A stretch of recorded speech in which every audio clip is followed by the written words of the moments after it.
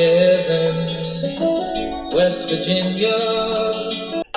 Secretary Pete, you are 10 years away from the fun years. I'm just going to let you know, and your kids will be old enough for you to actually go outside. So good luck on that one for 10 more years. But let's talk about this administration. You're welcome. Let's talk about this administration, which is 1 year old. Where do you think what do you think is the cause of the drop? Not among Republicans. They were already built to despise this president, no matter what he did. But among like African American voters and independents and other groups who are important to the in the base.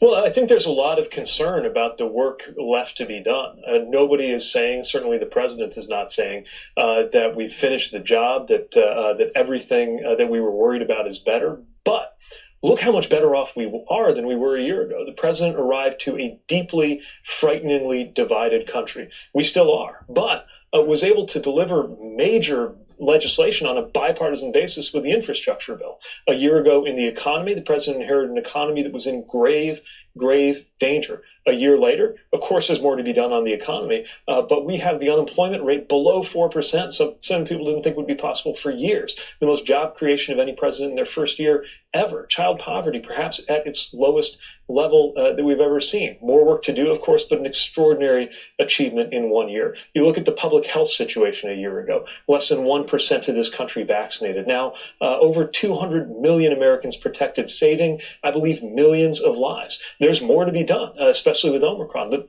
you look at everything that's been achieved in the last year, and we got to remember, none of that was automatic. None of that can be taken for granted. None of that would have happened no matter who was in that seat. Because President Biden led this country and led this administration, we got all of that done. And now the American people, rightly, are saying, okay, what's next? What are we going to get done now? Because there is so much more to do, so much more that this country is up against. And that's exactly why we're working even harder going into this second year of this administration to deliver. Let me ask you this question. Do you think it was a mistake looking back? Because, the infrastructure bill that was passed was cleaved apart from what's now being called Build Back Better. And in a sense, it's a bill that's like a white guy employment act, right? There's going to be a lot of working class men that are going to get employed by that bill, but that's the very cohort that is much more likely to reward Republicans for that. That's who they vote for. Most, working class white guys vote Republican.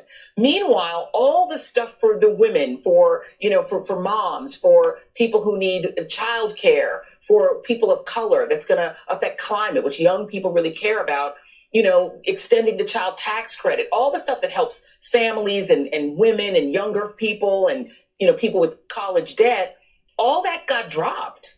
Do you think it was a mistake to split those bills? Well, no, and I want to challenge the idea that this is a bill that only benefits one part of the population. I get where you're coming from and what you're saying, but look, you look at something like the investment in transit. It's Americans of color, commuters of color, who are most likely to depend on that. You look at the jobs we're going to create, and yeah, they have been traditionally white and male, but it doesn't have to stay that way. We are working with a lot of focus at the direction of the president to make sure that everything from the contracting opportunities for small business to the labor opportunities for workers, fixing the bridges, installing the electric vehicle charging stations, are more likely to be workers of color, are more likely to be women. We're working on women in trucking. After all, if we have a trucking labor issue, not enough people behind the wheel, and 50% of the country is being underutilized in terms of needing to call more women into that profession, we can do a lot about that. Now, I also get what you're saying. We look at the care economy, we look at parts of the economy that do employ more women right now, more workers of color, but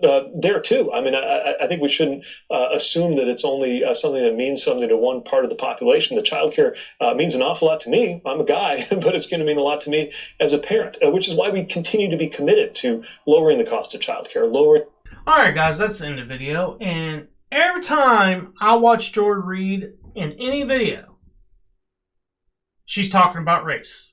And I'm not sure why she is in this case, because when it comes to these kind of jobs that supposedly are for just white people, and she's talking about construction jobs and infrastructure jobs, it's not just for white people. I work in construction. I've also worked in the oil field. These are the kind of jobs that not only hire white people, there's Hispanics, African Americans, and so on and so forth. Everybody in every demographic has been hired in that kind of work. So the idea that it's only for white people is not true. And she is generalizing, and it's a perfect example of racism on the left side of the aisle. And when it comes to the Build Back Better bill, this thing is junk. It does nothing but raise the debt. And what's going to happen when your debt goes up? Inflation's going to go up. Inflation's high enough. You don't want it to go up more. That's the reason this thing's not getting passed. That's the reason Joe Manchin isn't on board with it, because he sees it as it is.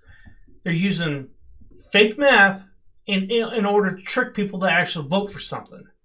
When he could tell by looking at it, this thing has no intrinsic value to anybody. All it's going to do is raise the debt, raise people's inflation, so they're going to be paying a hidden tax. Not only that, most people are going to be paying higher taxes because of it anyway, except for people in the upper tax brackets, because they're getting actually tax breaks off of this bill. Of course, the Democrats ain't saying that, but that's true.